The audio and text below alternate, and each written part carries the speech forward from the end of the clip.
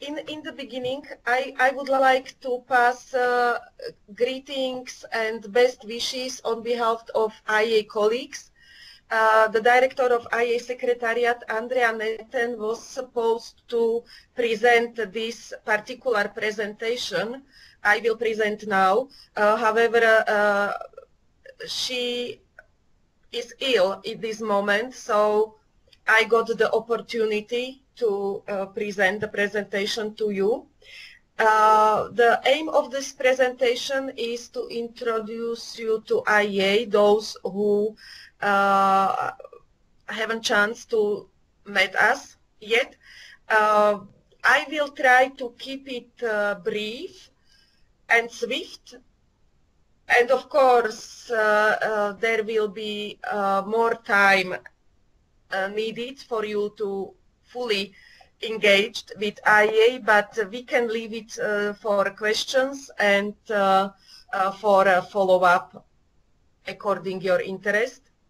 The picture on the first presentation is leading toward the video that is available on YouTube.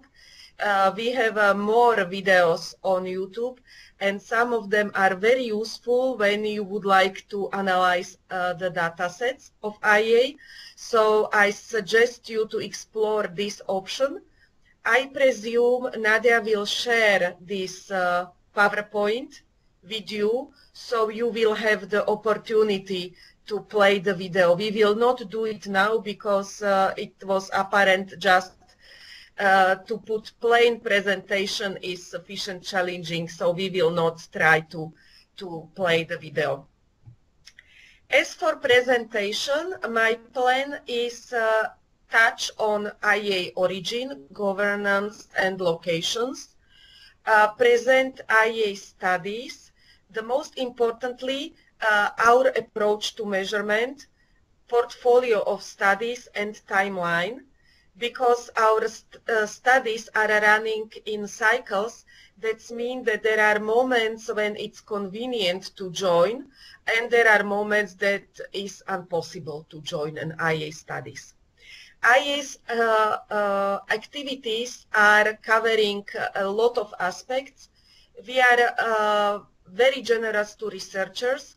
All the rest, all the remaining stakeholders might find us a bit difficult, but we are trying our best to accommodate for their needs by our various publications I will present. So we are an NGO, that means we are a non-for-profit, non-governmental scientific society, and although we are very old, we are still evolving. We are like plants. We are growing until we are alive.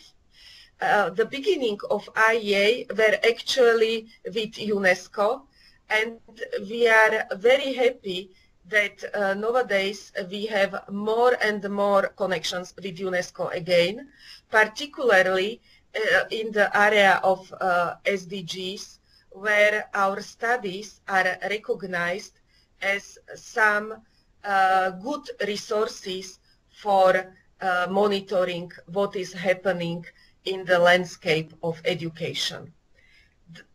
From the beginning until now, we are approaching education as people who are belonging to education. So our studies are done by educators for educators, and we are aware that to effectively evaluate, it needs to understand and consider the content, the context, and the processes. So then we can understand and learn about outcomes.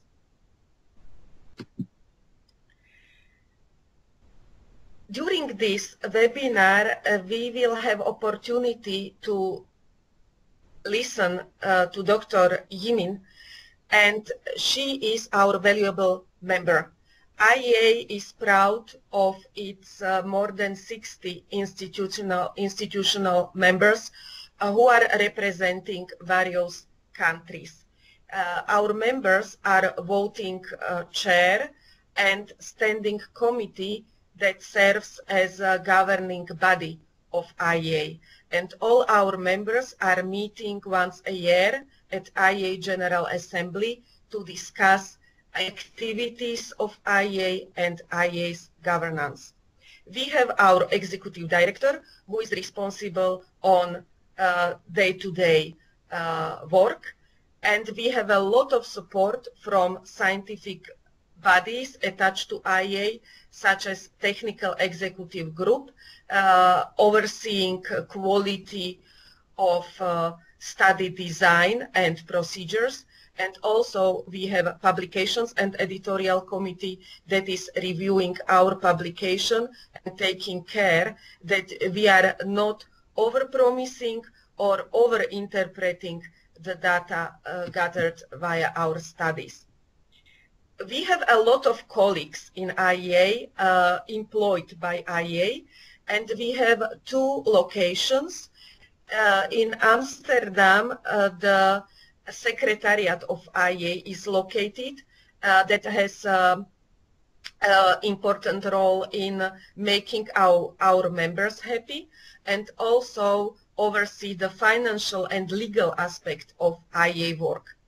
In the Hamburg office, we have a lot of specialists who are knowledgeable about all the activities IEA is working on and involved.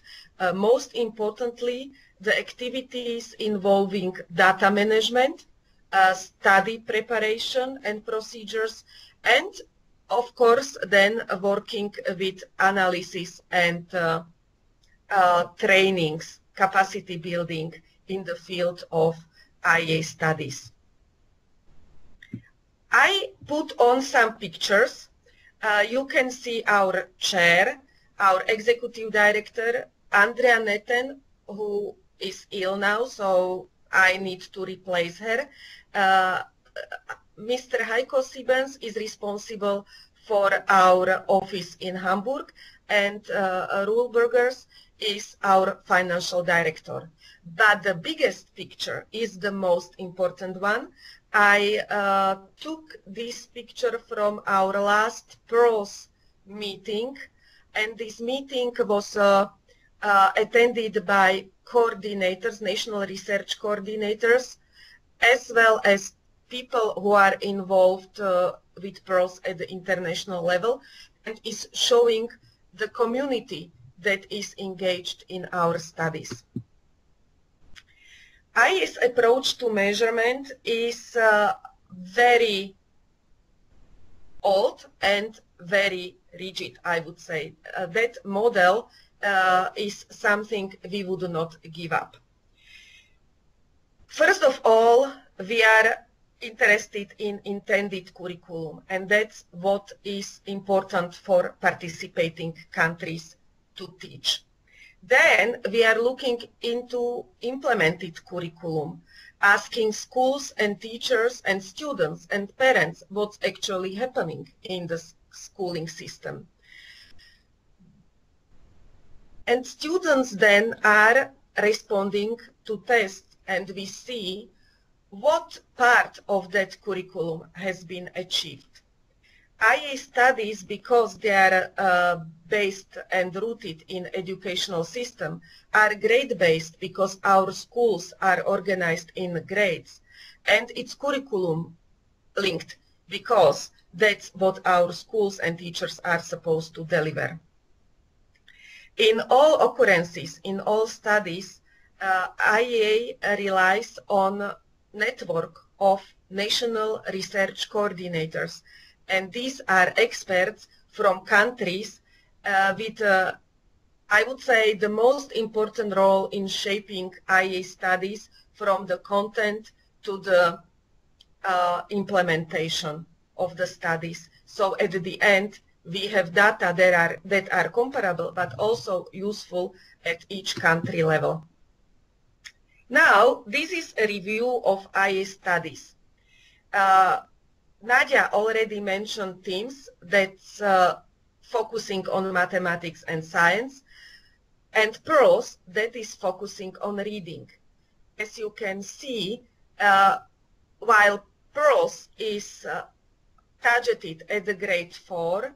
Basically, it's great when reading is already mastered or is supposed to be mastered, and instead of learning reading, students start to read for learning. That's the point we are very much interested in. TIMSS is running in 4-year cycles, and time to time we have expert mathematics and expert physics as a part of TIMSS endeavor.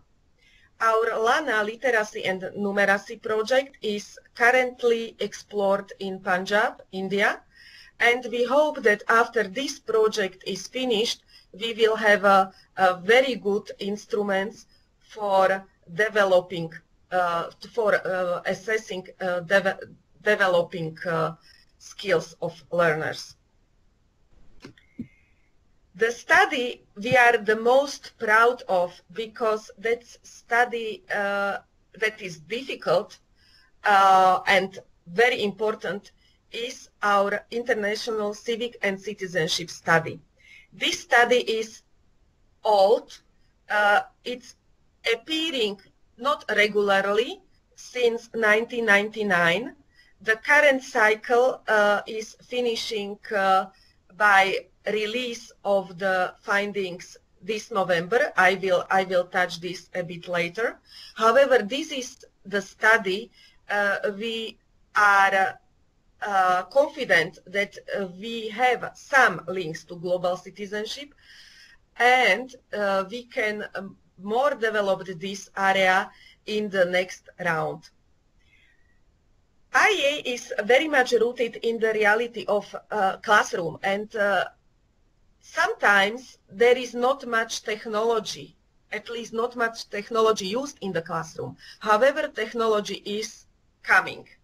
And that's why we are also venturing to the area of digital literacy. We experienced a very successful study in 2013, the study that taught us about importance of having teachers equipped not only by the last technological advancement, but also with the knowledge how to use it. And the current study is running. This study, the second round of ICCS, will contain some materials measuring computational thinking, and we are already excited about possible learning. Once you will have this presentation, you can click on this picture and you will get a brief video on the way how IEA studies are evolved.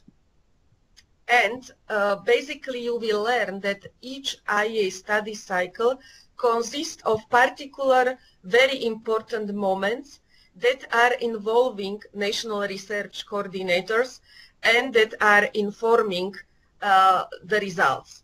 So in the beginning we have framework and instruments, and this is the ground for the final reporting. In the time between, of course, we need to develop instruments and check them so we are sure they are measuring what is expected.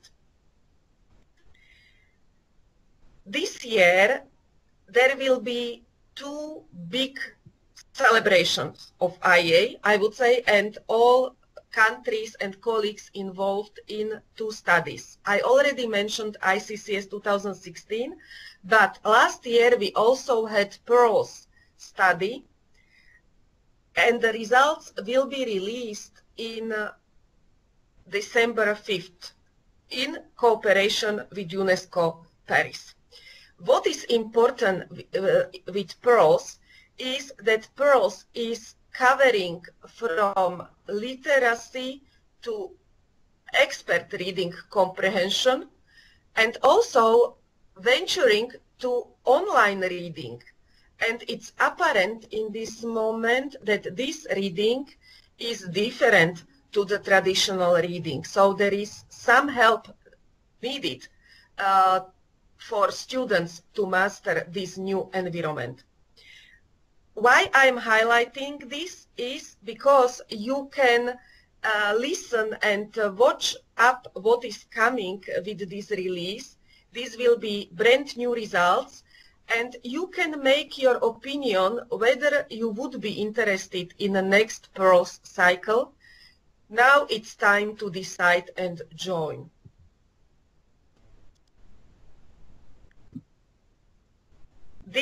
I tried to explain how IEA studies are working, and I put example on PIRLS, and I call it PIRLS train.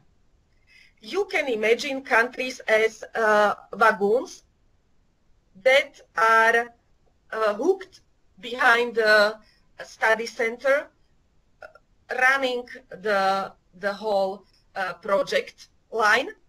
And there are specific stops that are happening, and either are experienced or it's not possible to join and use the study.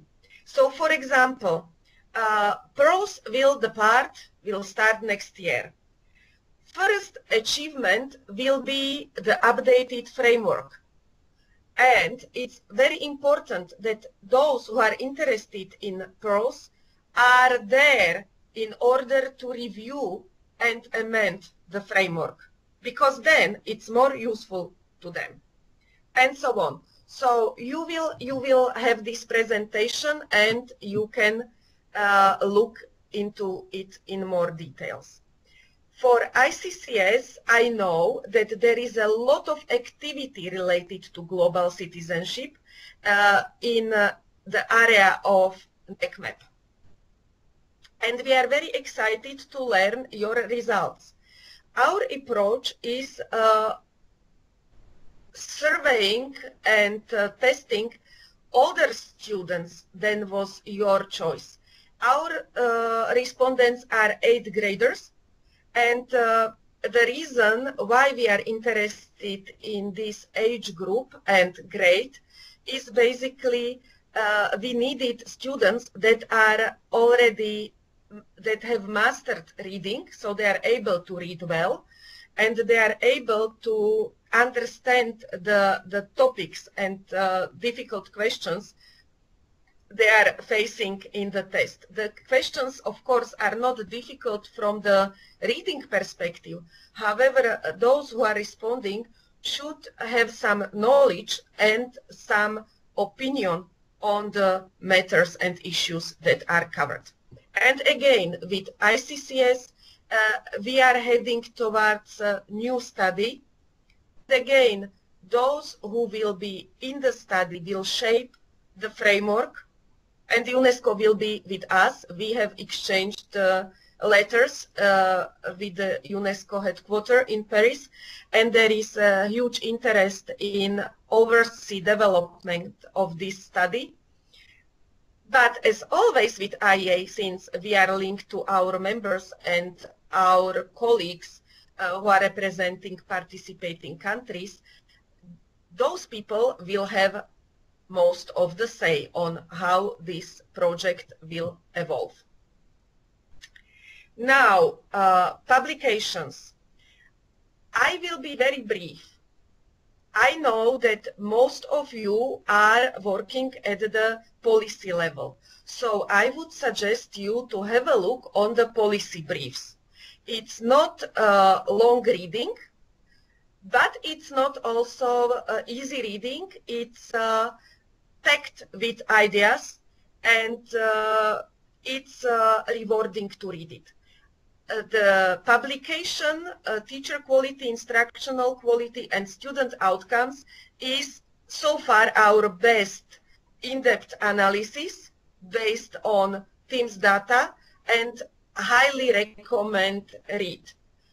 It's not though evening reading because you need to be fresh. I will skip capacity building opportunities. You can have a look, and you can actually approach me anytime you have a need. Perhaps we are able to cater for it.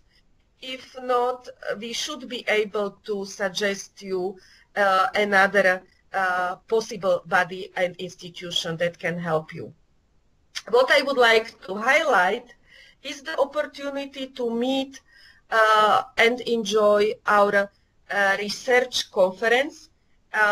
We just concluded one in Prague this June, but now we are looking forward our next research conference in Copenhagen. So it's 2 years' time, and it should be plentiful time for you to secure resources and think what you would be interested in and how we could support your interests. So again, I'm responsible for the conference, and I would love to take aboard your ideas related to its planning. Maybe you came across YERI events.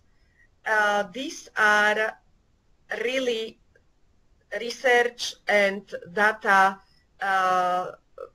analysis trainings that are recommended. Always you see there is a link and you can explore all the opportunities according your liking, in your time. And I really thank you for your kind attention. And if there are any questions, now it's time to ask, and the time will not expire. You can always approach myself or the generic email at the Secretariat to get some informations. So that's it. I hope I was not too long. Oops. No, you were right on time. Thank you, Paula. Thank you so much for that interesting and informative presentation. It's always it's always informative. I heard this presentation before, but today I can see even more information that's even new to me. So thank you for that. So I think it's time for Q&A. I would like to invite the audience to ask any questions or comments, anything to share. As I mentioned earlier, you can feel free to use this chat platform, which is on the left side of the Skype application. You can just send your questions in, and we can read it to Paula. Just while waiting for questions, Paula, I have a the question from my side. You mentioned about PIRLS 2021, and you invited the countries to participate.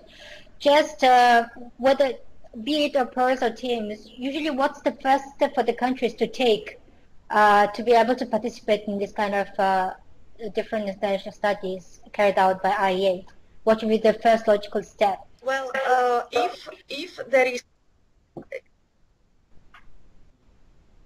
pardon, Nadia, please repeat, because I thought I heard you, but then I think I missed the end of your sentence.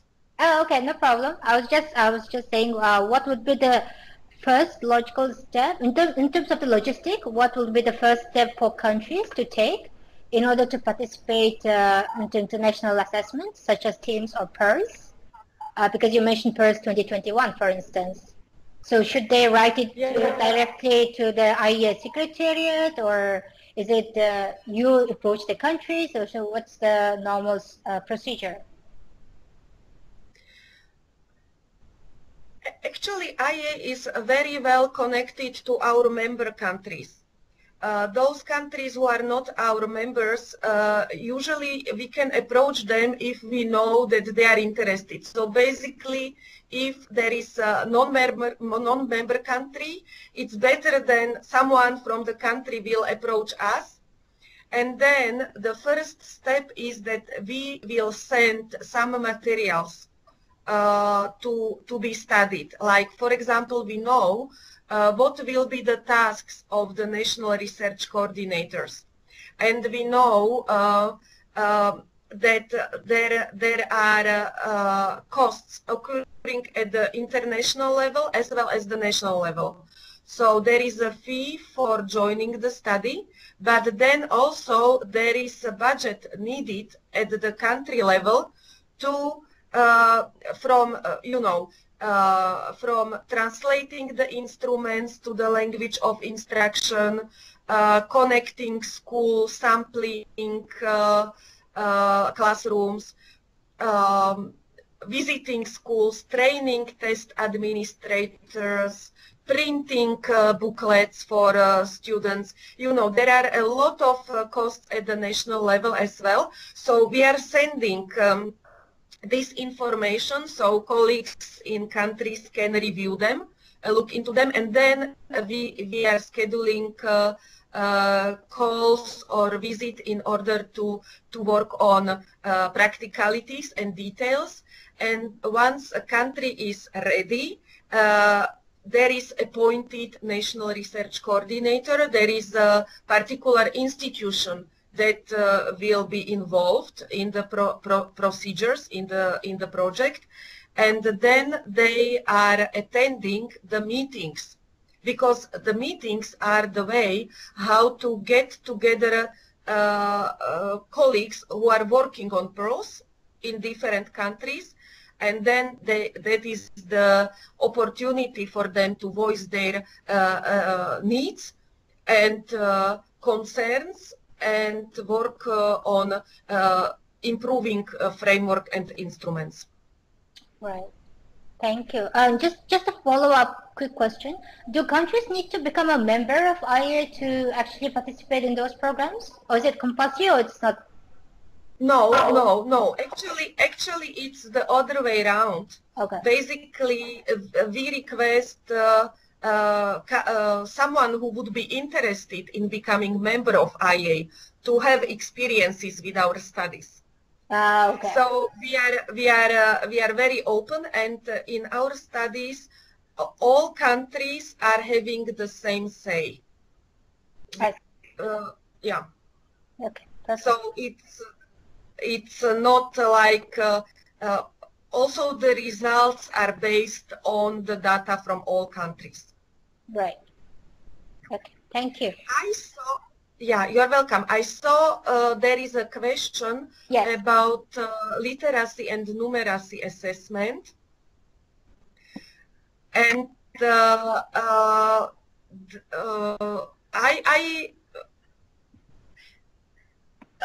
on contrary to PIRLS and TIMSS, I don't have such a deep experience with this assessment because it's very new.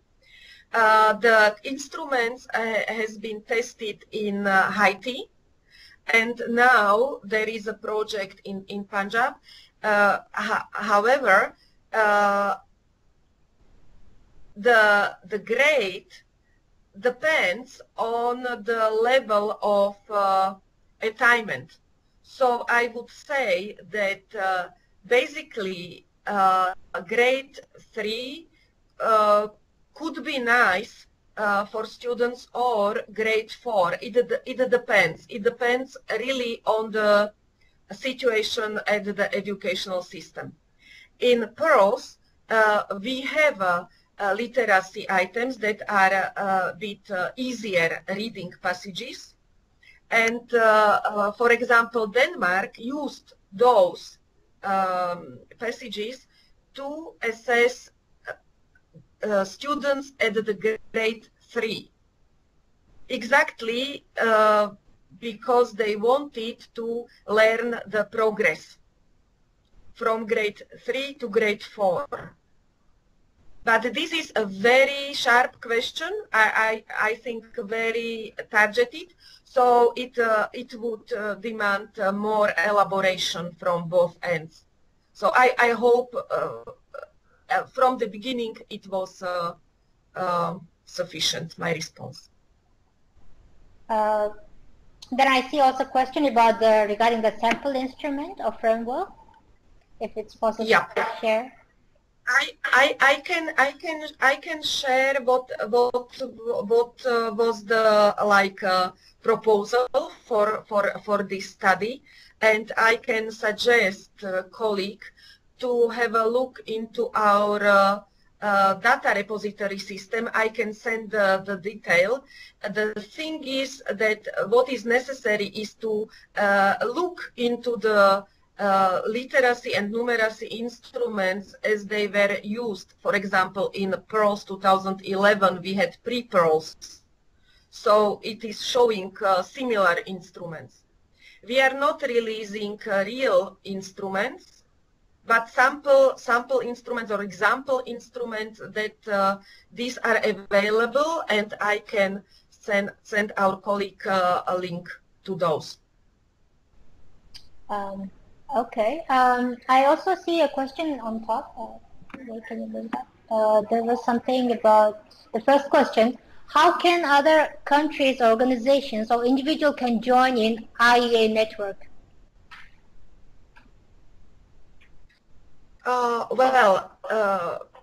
We have our members are one institution, or we have one member per country. So basically, if there is already member institution in a country, the new institution would need to partner with our member, because we are very loyal to our members, and from practical reasons we are not taking more members from one country. But still, during our General Assembly meetings, we have some seats reserved for observers. So it is possible to attend IEA General Assembly as observer to make opinion for yourself in relation to IEA work. We have much more activities for researchers. So for individual researchers, we can engage those researchers or research institutions in our calls, or for secondary analysis, or as I presented, our conference or yearly academy. So if we learn contacts, we can keep those colleagues updated with the specific information they are interested in. If a new institution from new country would like to become a member of IEA, I would still recommend them to first visit our General Assembly as observers. The next General Assembly is very close actually to your region, because next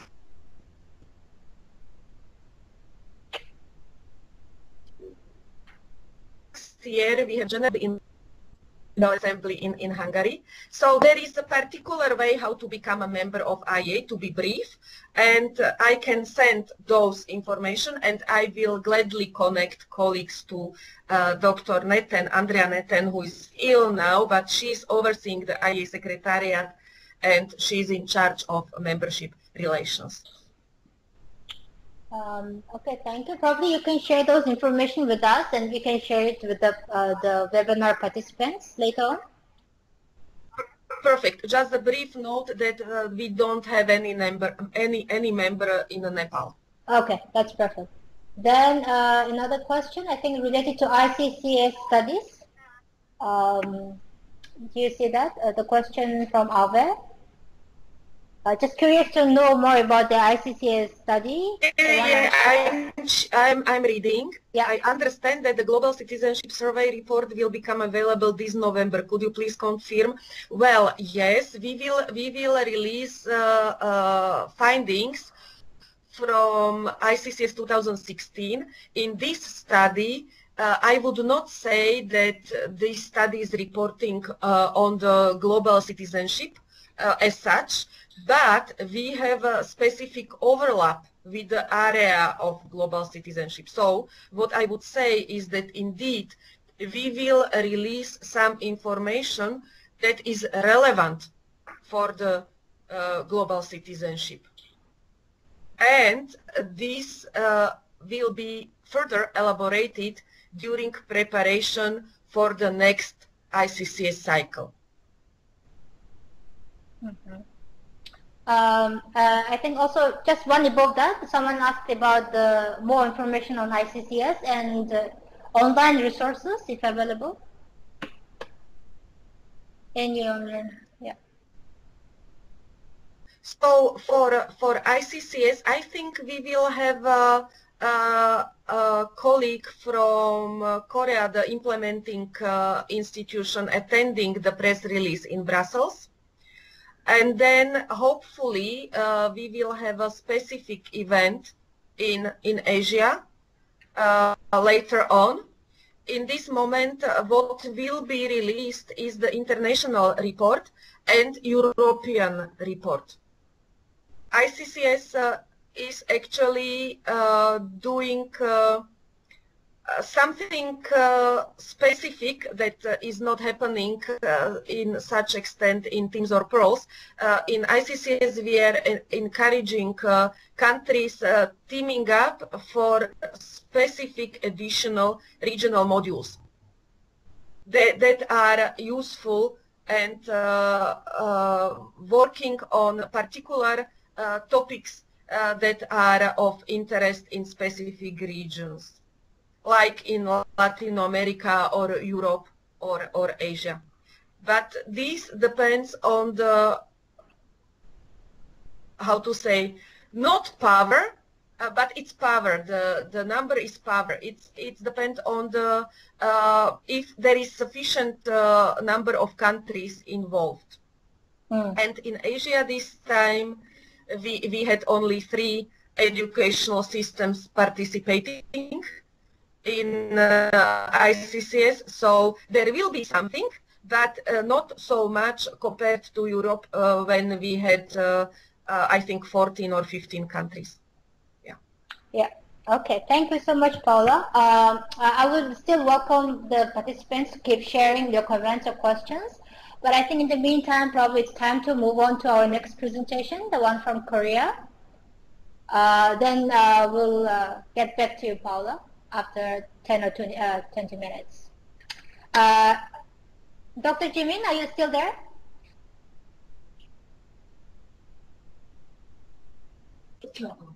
Hi, everyone. I'm here. Yeah, so please go ahead with your presentation. You can upload it first. Okay, sure. Yeah. Okay. Okay. 업로드 중이야.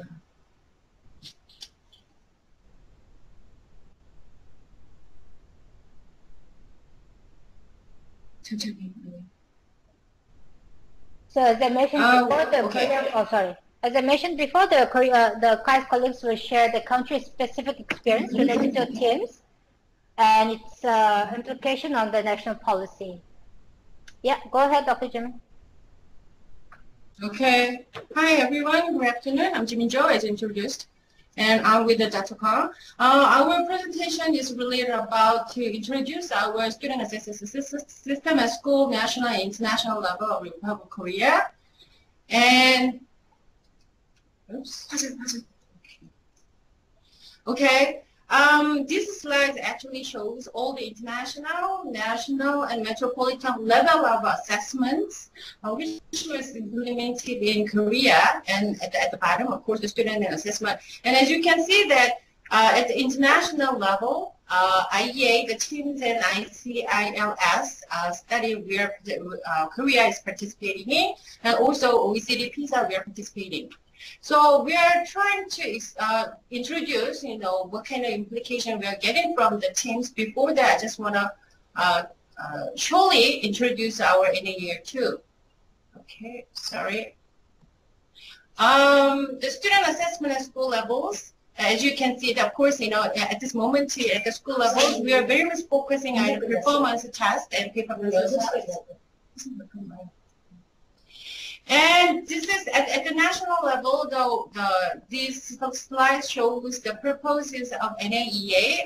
We do have like 5 different purposes for the national assessment. What they mean is that one of the really good strengths, what we have in our country is that we are very much strengths to use of the data or evidence based on this kind of assessments to establish our educational policies.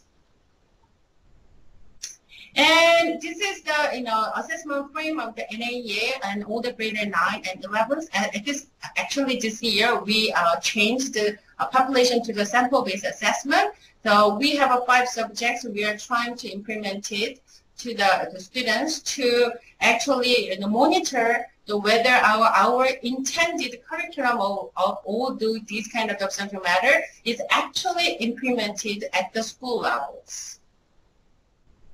So based on the results of the NEQMAP, these are some of the implications what we are getting from the NEQMAP. We can investigate national accountability of the public education and check out the academic performance level of individual students. So based on the results, we can suggest the educational policy based on the empirical research results of NEQMAP. And then from now on, I'm trying to give my mic to my colleague, Dr. Young-Soon Park. Actually, when Nadia introduced her, based on her bio, she's now working on TIMSS too. Actually, bio says she's working for PITA, but she's also working for TIMSS. So from now on, she's going to explain about our experience on TIMSS.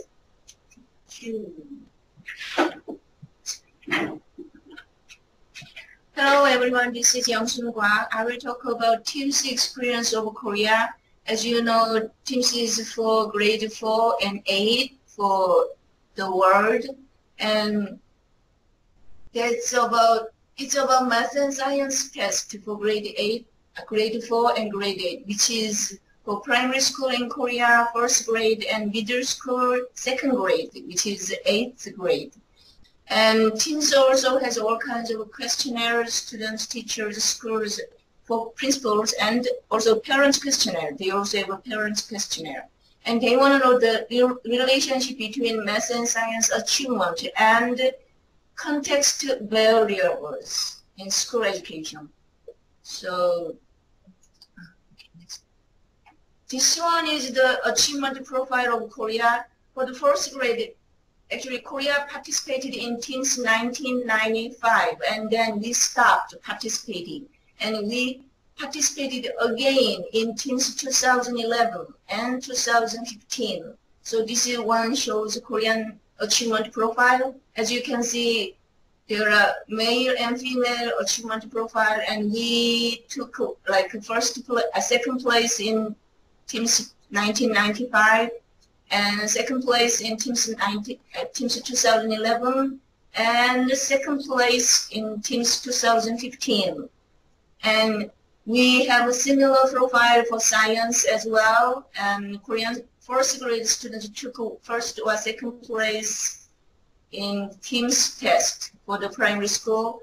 And this slide shows the 8th grade achievement of Korean students. As you can see, since TIMSS 1995, from the beginning, Korea participated in TIMSS test for middle school students.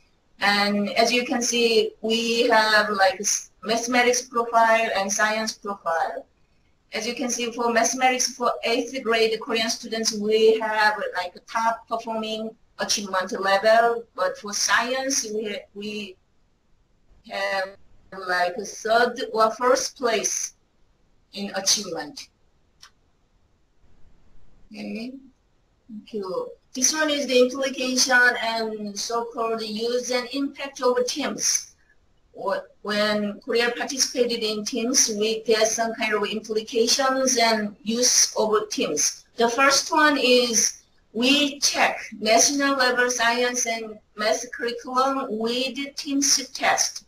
It's called the test curriculum matching analysis. Based on the analysis result, we accommodate or sometimes change Korean national math and science curriculum. The second implication is monitoring students' progress in math and science. We can check at the international level how Korean students are performing in terms of international level, not the nationwide level. And the third implication is accommodation policies for instruction and testing.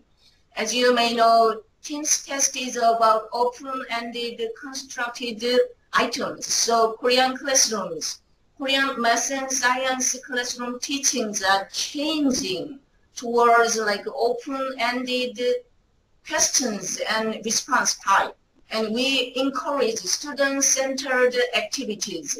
For example, math, problem-solving activities, and all kinds of science inquiry and experimental activities as well. Okay. Another implication is, as you may know, TIMSS is introducing PSIs from TIMSS 2019. It's about problem solving and investigation area. It's similar to competency test. So Korean classroom teachings for mathematics and science, as well as Korean classroom assessment, is leaning or moving towards this kind of aspect. I mean, throughout the mathematics and science teaching, students can solve problems and they can conduct scientific experiments and they can communicate themselves in writing or in oral. And another one is special policy initiatives in mathematics and science education. As other countries, Korean government, Korean Ministry of Education annually publish math and science education development plan at the beginning of each year, where we incorporate all kinds of implications and revisions based on TIMSS results. Okay.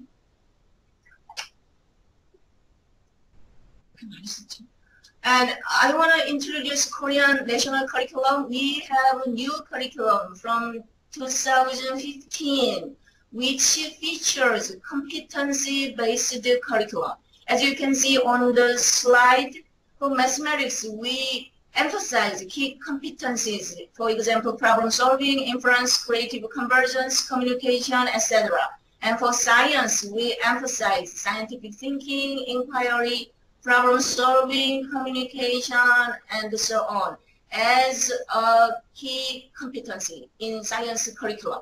The feature of competency-based curriculum is every achievement standards in every class level, in every subject in Korean national curriculum, they have subject-related statement as well as competency-related statement. So teachers should teach competencies throughout their mathematics and science teaching.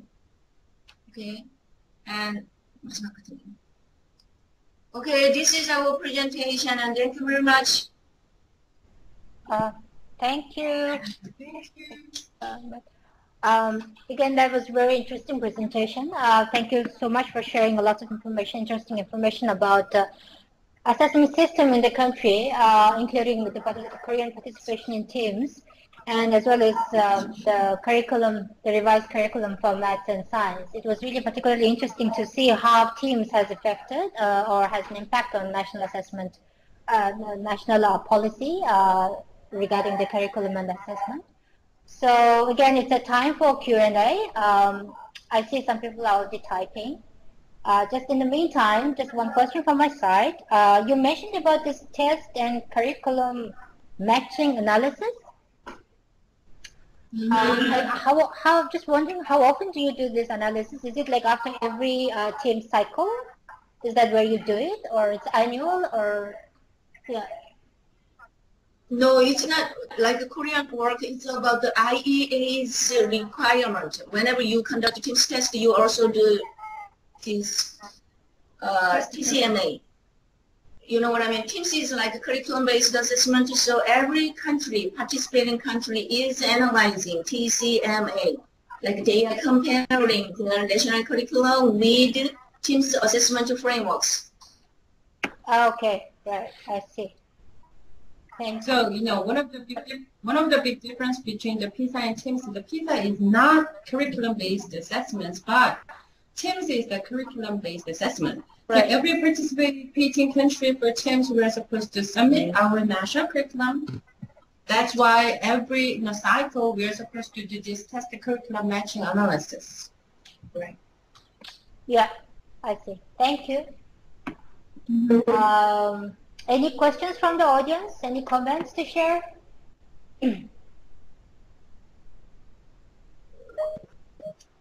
Oh, there we see. Do you see the question?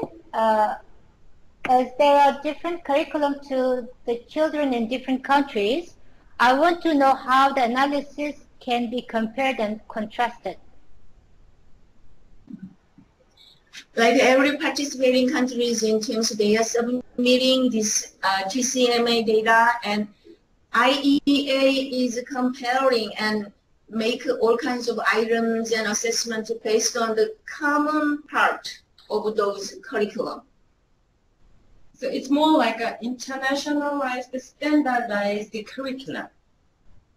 That's why we can call the TIMSS test is the curriculum-based test. So sometimes the majority of the participating countries, they are refusing certain items or assessment components. You cannot test those items. Thank you. Actually, if I may jump in, if you would have a look into the international reports, there are specific results that are using only results from items that were taught in particular country. So you can see sometimes different results if if only items that were ticked as used in a country were accounted for.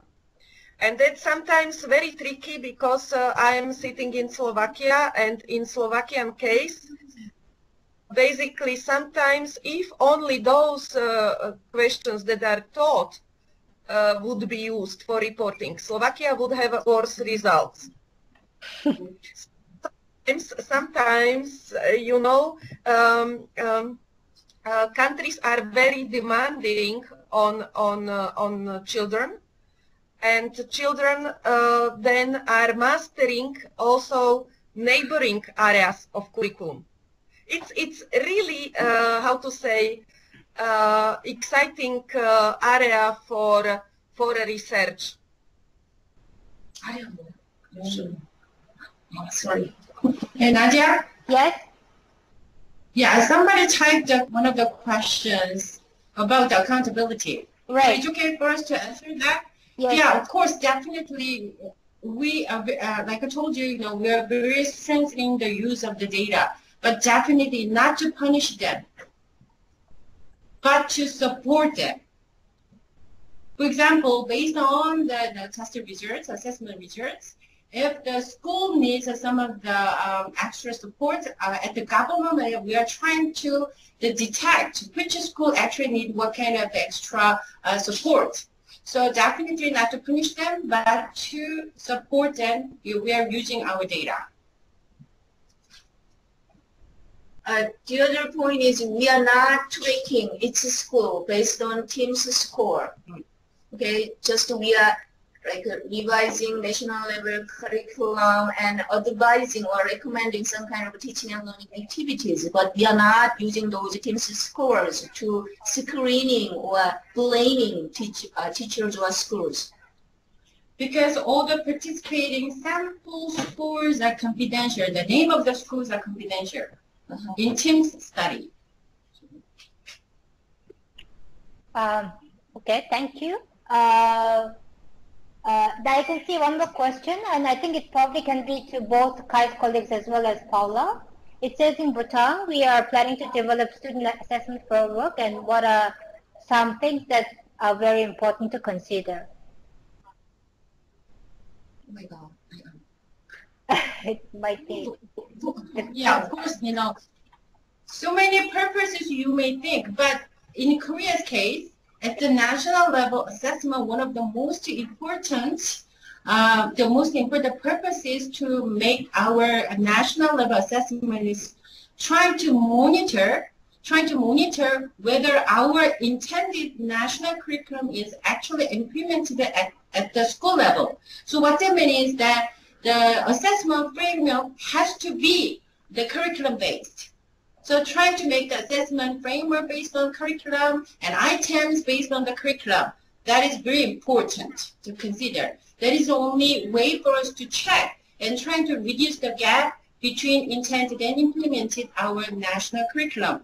As you know that the curriculum says all the Korean students know and can do. So that's why we really want our those kind of intended curriculum is actually happen as students are getting the learning. Yeah. I would like to support what Dr. Jimin just said. I would add only one particular addition, and that is that, of course, you need to be very, how to say, focused when it comes to assessment. So you need to pick the most important parts of your curriculum. Yeah. Thank you, Paula, for the additional comment, and thank you, Dr. Jimmy. So probably I think that we can move on to our last presentation. Yes. Yeah. Thank you so much, colleagues. Thank you. Paula, can I again invite you back on the platform? Yes, I will try to put the last presentation. It's now saying it's uploading. And what I would suggest is that I will try to be brief, because I think it's interesting, it's exciting, but it's also, I think, very demanding, since we are not together, so we need to keep focused. So what I would like to say is that, first of all, I really thank Dr. Jimin for her insights, and particularly for acknowledging that any international assessment has meaning or contribution to national system, educational system, only if it is taken as a part of the whole activity, the more holistic picture of the education. It's not like one tool can serve all purposes. It's necessary to have more views on what is happening in the educational system prior you can conclude on anything. As for TIMSS evolution, its strengths as well as weakness. We are very often listening or hearing that TIMSS is outdated study because it's on paper with pen and it's very traditional. However, that's our system reality, and TIMSS is trying the most to keep in touch with the reality of the classrooms, because we are interested in what is happening now, not what are the dreams of tomorrow. So basically, in this moment, we have a huge challenge of emerging patchwork of traditional and new approaches. And these new approaches are pursued by technologies that are appearing around. So the educational reality is, let's say, more varied, more variable than it used to be 50 years ago. So now we have emerging of electronic TIMSS, and that's the biggest matter of current cycles, current TIMSS 2019. And this moving on computer-based assessment has its impact and challenges. So the first problem is how to fit the context. Of course, going and using computer-based assessment has a very good advantages. My colleague from Korea already mentioned that problem solving and inquiry questions are very valuable, because actually we are getting to the higher cognitive thinking area, and we are able to make more attractive and enjoyable tests for participants. Also, by using technology, we can somehow streamline assessment procedure and improving data quality. However, we need to pay much deeper attention to use what is available by technology in a clever way. So the opportunities technology is providing us are not like distracting us, but they are actually helping us to do better the core of the science or the core of the mathematics education. But we are using much more time and effort, and it's very expensive to do computer-based assessment in a proper way. So currently we are at IEA in deep depth to all NRCs who are working to somehow make the computer-based assessment dream a good opportunity, and opportunity that is linked to the reality of the actual education in the classroom.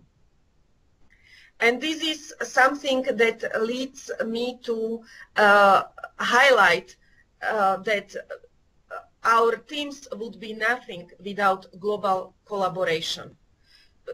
We would like to keep TIMSS as a research project, not competition, because competition has one or a couple of winners, and TIMSS should be for all students so they can learn better.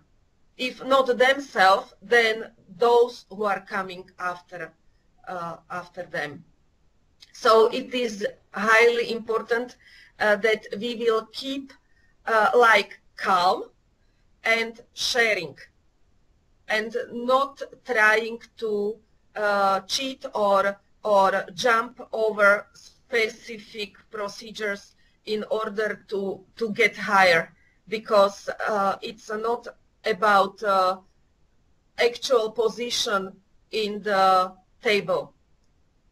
At the end, all who are above the average and are leading the table are providing the best education for the students. And this is always something that can be improved, because students are so different. So sometimes there are good students who could be even better. Sometimes there are struggling students who could be helped, and usually we have all these cases.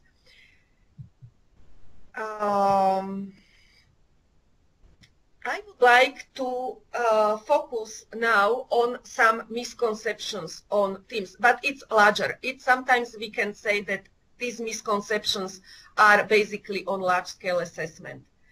And one particular mistake is to think that if you will engage in a large-scale assessment, international assessment, it will be enough to make a progress in providing quality education and gain better scores next time. That's not the case. I met one state school inspector who put it in a very understandable way. He told me, you know, Paulina, we can weight the pig, but at the same time, we still need to feed it. And the conclusion is that we are using assessments and measurements to find out the state of the art, the situation, how it is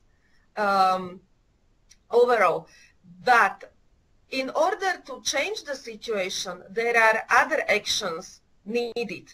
And the other actions can be to tweak your curriculum or to help teachers with their professional development or to make a campaign. So parents can be a good examples for her kids to, for example, in reading, that reading can be nice activity, not only duty.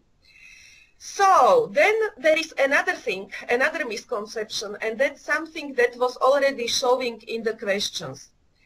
And that is like the idea that if we should make assessment for accountability, the results should be linked back to respondents. And then these respondents should be accountable for the results. But you know, sometimes you just have respondents working in particular conditions that are not very supportive to learning or teaching. So better than to push them and into trying to cheat their way out is to just learn the surface. You don't know which school contributed to that result, but you trust the result. You have these cases and that cases, and you know what, in which context something is happening, something you like or something you don't like. And then you can be helpful to those people. You are not angry, they are all nice people, and you can help them with particular policies or particular actions aimed into school level or teacher level or student level. Now, there is one other problem. It's not only that you would link to particular respondent and then you will find out that the respondent is not interested in filling in your test or questionnaires. The thing is that in order to learn the most, the instruments are actually covering a lot from curricula, and it has consequence. And the consequence is that there are more booklets, more different tests that students are sitting. You can have 10, 12, and even more variation of a test. So then I don't think you would suggest it's fair to compare students according the particular test or compare school if you are taking only one classroom out of the school. But it is done in a way that you can learn at the system level. The large-scale assessment is meant, it's large because it's meant for the system level. And that's why it's necessary to do your own national survey studies and assessments to learn for particular school or particular student. But again, I would suggest again using this as a tool or source of punishment. And then there is a problem of using tests for learning. Tests shall be used for learning about learning, not as instruction material. Instruction material should be more, let's say, enjoyable than a test. That's a very rough conclusion. Of course, it would be possible to discuss in more depth, but I thought it's important to focus on these three aspects and a bit reflect on them. Thank you very much for your really kind attention, and I will be pleased to respond to your queries. Thank you, Paulina. That was again another very interesting presentation that's focusing on TIMSS. And I really like how you address the different misconceptions people might have about TIMSS. I think it's very important And I hope the country participants also find that very useful. I also like the notion of how you are trying to promote TIMSS as a research project, not as a competition, because more often time that's the issue. People think it's a kind of a ranking instrument.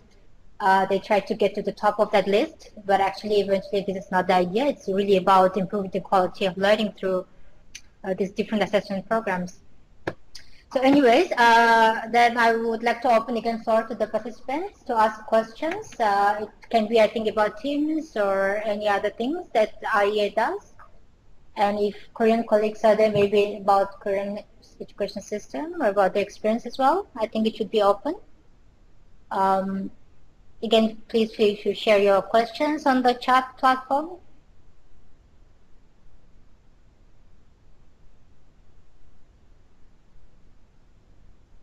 I'm afraid we have exhausted our colleagues, and I am the most responsible, I think, taking in account the time on speaking.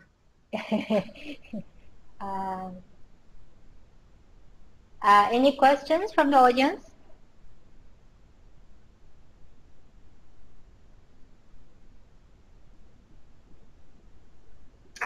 I expect to get the presentation to Yeah. I think we already mentioned, Nadia, that you will share the presentations.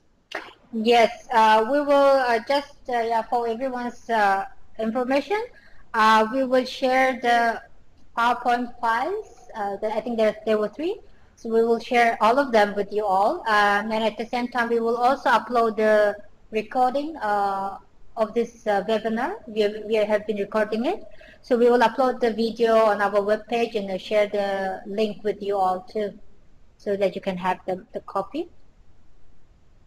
And of course, I will be pleased to receive any query, and I promise that if it will not come immediately because I'm in different time zone or maybe on different meeting, I will do my best to respond in timely manner. Thank you. So any other questions, comments from audience? Was there someone talking?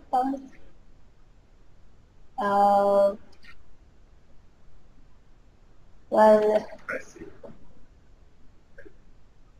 I don't see it here. Interesting informative presentations. Glad to hear you find it useful. So I guess then we maybe can conclude our webinar here. There's no other burning questions. As Paulina kindly offered, of course, you feel free to either write to us or directly to Paulina for any inquiries you may have in terms of AIA activities, including different international assessments she just presented about, and about the files and presentations, about the video recording, you can refer to us. We're happy to respond to any questions as well. So then on that note, I think I would like to once again thank our 3 speakers, Paula and Dr. Paula, Dr. Jimin, and Dr. Kwok from TIMSS for taking the time and joining us and sharing a very interesting presentation on each of your activities. And also at the same time, we'd like to thank our participants again for joining us and for being very actively participating in this conversation and discussion. And we will be in touch with you all with what we've promised, with all the files and the information needed.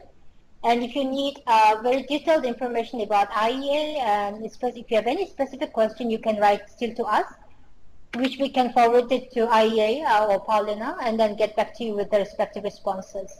I remember someone requested for this sample items from LaNA or PIRLS.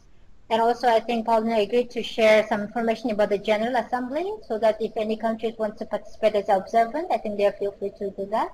So in case if you want to know about those details, let me know so that we can only specifically write to those who express their interest instead of writing it to everyone. So with this note, I think we'll conclude the session here. And once again, thanks everyone for being here with us for this 1.5 hours. It's been great. Thank you.